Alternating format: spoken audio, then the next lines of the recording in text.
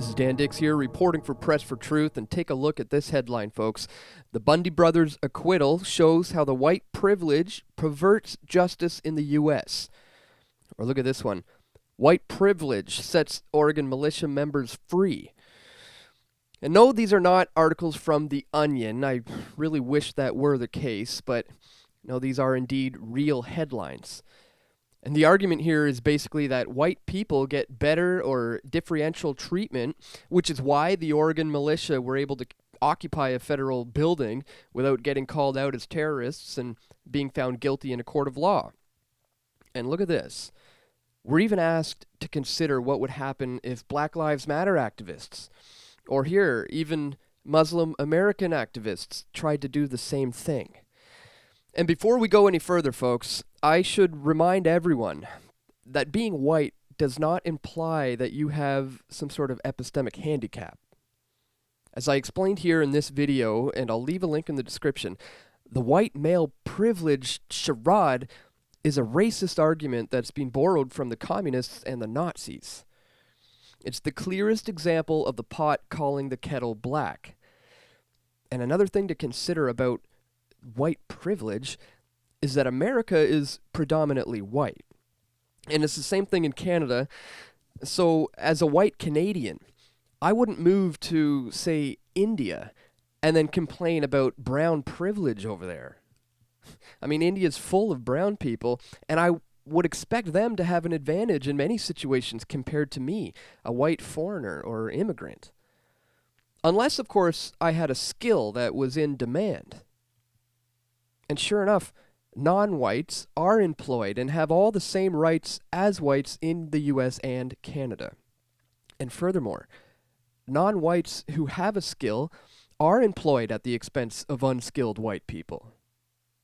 So long as the majority of Americans are white in a country that was founded by white people, they're going to have more advantages than non-whites. This isn't racist. It's not going to change. This is just the way that reality works. And it's the same thing that happens in other countries where the predominant race is, well, predominant. So now, if black Americans had stormed a federal building with weapons, would they be called terrorists? Well, it's very unlikely, folks, as terrorist organizations like Black Lives Matter, who lie and incite violence, are often praised in the media. So the patriots who entered the Malheur National Wildlife Refuge and began a 41-day occupation were acquitted because America has a thing called jury nullification. So while this judge tried to sway the structure of the trial and focus the jury on these charges that were laid against the militia, the patriots weren't having any of it. So the judge threatened them with contempt of court and instructed the jury to unhear what was being said. And despite all of this, however, Eamon Bundy and his lawyer made their case for jury nullification. And since the court would decide whether they did something wrong, and the law is biased against the patriots, because after all, they didn't hurt anyone, and there is a right to revolt, the law cannot decide whether they committed any wrongs. It's only the jury who can decide.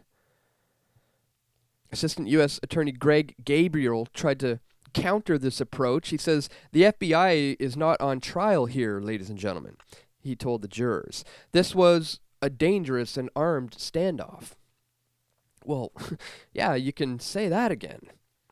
The feds murdered Lavoy Finicum in cold blood, and I was the first one to expose this video and some of the wrongdoings here for those people who were involved in this operation. I'll include a link in the description to this video, folks. Please be sure to watch it if you haven't seen it yet, because it was indeed an armed standoff, but it was one that appears to have been against the rules.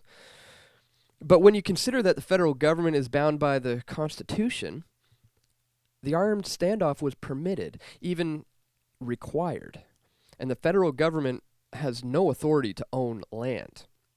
Many might argue that the government can own land through the property clause in Article 4 of the Constitution, but it took the corrupt and biased Supreme Court decades to gradually admit that, yes, the federal government can not only own land, but enjoy broad rights in deciding what happens on it.